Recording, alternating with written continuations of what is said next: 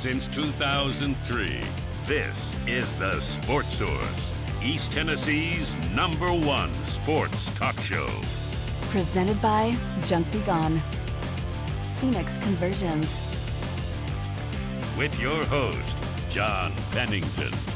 The Sports Source starts now.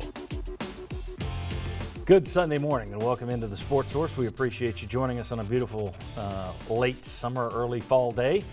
We have our annual All VFL show today. Now, due to the ongoing situation in the world, it's going to be a little smaller group than what we normally do, but we're still going to get nothing but takes and hopefully hot takes from our panel of VFLs today. We're going to talk football, we're going to talk future college sports, and a very important segment we do once a year where we want every man out there, so every woman that's watching, you got a man in your life, get them in front of the TV. We want them to pay attention. That's a little later in the show.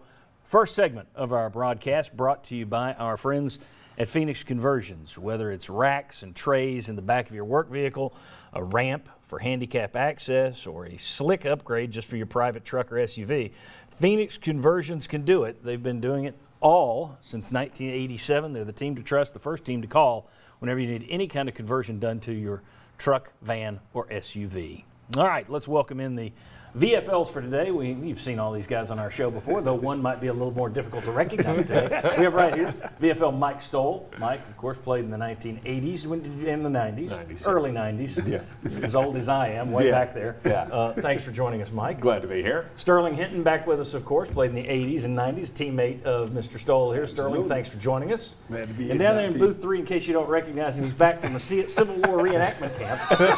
We have Daniel Hood. Daniel with the new hairstyle. Or just skin style. Thanks for being here, Daniel. Appreciate it. And of course, Daniel played in the 2000s under 3 different coaches. So we have good takes here, aplenty coming for you in terms of football and college sports and everything else. But the big news in town is the fact that Tennessee did practice yesterday, sort of, kind of, but they also had to cancel the scrimmage that they were planning on doing because they had 44 players unavailable. As Jeremy Pruitt said, he wasn't specific, he said we had 7 or 8 players who are tested, who are positive right now for COVID, so 7 or 8. 27 or 28, he said, that are now quarantined, due to the COVID tracing. They've been around somebody, maybe they've been around those teammates. They are now out for 2 weeks, okay? Then you had 8 to 10 other guys who just have normal soft tissue football injuries this time of year brings. So 44 players weren't available yesterday. Let me put that in perspective. Yesterday was supposed to be Tennessee's season opener. Now imagine if Tennessee had opened with Charlotte and they didn't have 44 guys available. So if you're thinking, why did they push the season back? That's why. Of course, there's nothing to say we're not going to be facing this kind of thing a month from now or 3 weeks from now. My question, with all of these guys missing reps due to quarantine, due to the virus, due to other football, how is any team, because all these schools are dealing with this. The numbers shift a little bit, but they're all dealing with it. How is any team going to be prepared for game 1 if you've missed this much practice time? I mean, to put it in perspective, Tennessee's players that went into quarantine just now won't be out until game week, South Carolina. It's a 2-week deal. So how does any team say, yeah, we're ready to play? Can they?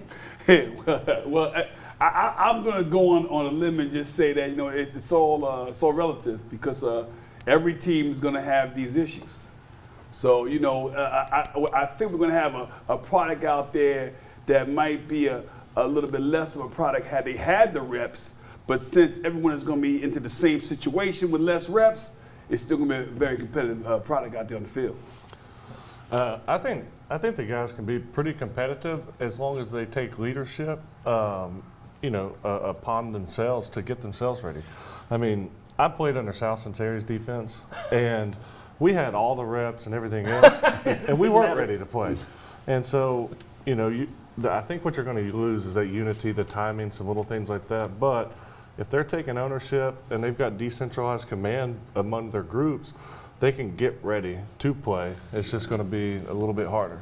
Happy face, happy face. Frowny face. I'll be Mr. Negative here. So the situation is when you have certain amount of reps. Now Trey Smith, you know what he's going to do, right? But I'm a coach. I'm trying to teach film. They missed a big, scrimmage basically to see how they're transitioning, their learning curve, the things that they're teaching, the finer points onto film, and players get to see how they progress. They get more live hits. It's critical. Now, everybody's in the same boat, right? All schools now, maybe not to this extent, but what happens if that happens to Alabama next week and they have all those guys out for their opening game? Yeah. So it's a frowny face. It's part of the, everybody's kind of under the same situation. But as a coach, being able to see those kids on film, coach them up, adjust them, as the younger players that need to provide critical depth, that's the ones that are going to be missing out because they're not getting the live hits, the live plays. The film is the correction. The older guys are around, okay, but it's those young kids. It's just the live action that's going to be tough for them to overcome. The one thing I did kind of want to add to it is that the thing that I think the guys are going to miss the most is the time in the weight room. And that's where you build up your injury prevention, being prepared to play your conditioning levels. So that's where I think the issue is going to come in more to play is that you're going to have guys out of shape. You're going to have them not strong out there, but they're going to have ego and they're going to have pride. So they're going to throw 250 pounds into someone and probably hurt themselves. What about the coaching aspect of this? Tennessee has a number of new coaches, especially on defense. You get 3 scrimmages typically before the season opens. These guys haven't worked with some of these coaches before in a game day setting. The staff hasn't worked together for that matter in terms of this is how we're going to do it. You communicate with them. Part of that is just football. So it probably take one game. But I wonder, is that the kind of thing that could bite you in that first game against South Carolina? Well, you're not playing Charlotte, number one. Right. You're jumping right into the SEC. I mean, ask Mr. Hood down here who's played for like 10 defensive coordinators in 6 weeks. It's not an easy thing because terminology, being on the same page with your coach, understanding what they want to do and that communication as far as how you're speaking, how you're talking through them, it's tough to get that quickly and on the same page. Mark Pancratz made an interesting point a few weeks ago. He had talked to some other assistant coaches that he knows and head coaches, I guess, coaches in basketball, who said one of the things they're dealing with that nobody thought about was with a mask, there's not just listening to a coach yell at you. So that's going to be muffled a little with a mask. But there's reading of lips. Yeah. Now that's just across the court, but I'm going to guess there's some reading of lips that goes on when you're on a football field looking a longer distance. So that's going to be new too, is what can you make out from a coach who's pointing at you and you don't know what the heck they're saying. Right. You have a pretty good idea what they're saying usually. But I know what you're pointing. Coaches can invoke some emotion, but what I'm really nervous about, and this is something that is sometimes overlooked when it comes to football, is the special team substitutions. Because now you got coaches who have players who maybe moved to different positions or not available for certain games, and they play a certain position on special teams. And then what if that person that's substituting them gets hurt or can't go that particular play or is out with the trainer and has to get another guy subbed in? That's where it's going to be interesting. I think we're going to see a lot of special teams errors coming this season with 10 and maybe 9 guys trying to execute a special teams play. I would anticipate tackling isn't going to be a thing of beauty this year either, especially early in the season. The Big 12 this past week came out and put forth numbers that if you fall below these, it's reason for canceling a game. And that is you have to have 53 players available. So it's like an NFL roster. You have to have 53 players available, have to have X number of quarterbacks, X number of offensive linemen who are fit and COVID-free and ready to play. Should the SEC, my guess is they will, but should the SEC, for player safety, come out and say, look, here are the minimums. If you don't have this, your game's canceled. I think it sets a line in the sand so you know, right? So as you're coming up and it's a Thursday, right? I mean, everybody's looking the next day, are we going to play? Yeah. High schools, are we playing this? Are we playing on Friday? Everybody's dealing with this. So I think it's smart because it puts a line in the sand of, hey, we only got 10 guys. You need 11 offensive linemen. Boom, we're off. It's off, and you can call it off. As frustrating as that may be. It is as frustrating as, but at least you know, right? You're not waiting till 10 a.m. on Saturday. Do we have enough? The idea that go ahead, Dave. Well, I was going to say I'm going to take kind of the opposite approach to it. Is I kind of like it not being that way because you've got Jim Chaney, you got Ansley, you got all the other ones. That's just another reason to give them something to be creative about. Maybe you see a rugby-style offense come into to Tennessee. And I mean, it'd be kind of fun to see. Back to the single wing. Yeah, like do something creative, force the coaches to do something. They're getting paid for it. I wonder, though, I'm sure there's never been a coach that in his heart grand scheme of things, didn't have the players' best interest at heart. However, I'm also sure that at one time or another, every coach has said, his ankle's not that badly sprained, get back out there.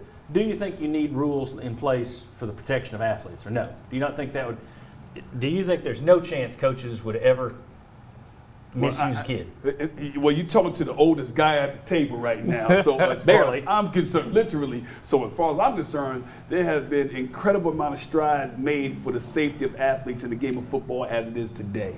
So it's far more greater than it was when I played, and Stowe and I played. So I'm excited and I'm happy to see the strides made for the concern of players that are going on right now today. And if they make more, we'll salute them. I think that's a yes. Okay, very good. When we come back, if Tennessee does get all their games in, let's hope like heck they do, that would be 10 SEC caliber games. In terms of physicality, how big of a difference is that from what Tennessee normally goes through? We'll discuss. Come on back on the Sports Source.